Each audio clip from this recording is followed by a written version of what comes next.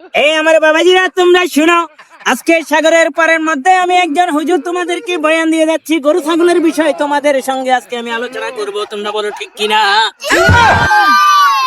বাবাজিরা তোমরা শোনো, একজনের ছাগল যদি একজনের হুজুর কি সমস্যা? হুজুর হয়তো বড় বিপদে পড়ে গেছি হুজুর, বিপদে পড়ে আপনার কাছে আইছি। কি হয়েছে? কালকে রাত্রে আমার একটা ছাগল চুরি হয়ে গেছে। এখন এটার আপনি একটা হাদিসের পাতা চান না, আর একটু সমাধান দিতে হবে। অবশ্যই সমাধান আছে, তারা আছে? তোমার সমাধান অবশ্যই আছে, সমাধান কি বলো? হুজুর, আমার একটা হ্যাঁ অবশ্যই সমাধান আছে। হুজুর হ্যাঁ তো বন্ধ বেটা বন্ড, এটা কল লাগে বেটা, এটা তুই ছাগল চুরি করে খাওয়াইছি।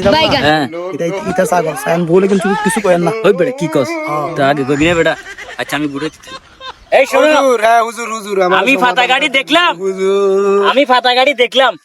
আসলে ছাগলের বিষয় কিছু লেখা নাই, বগদার কি জিনিস তো, কর? আল্লাহ বগদার জিনিস তো, এই জন্য এই ব্যাপারে কিছু লেখে নাই।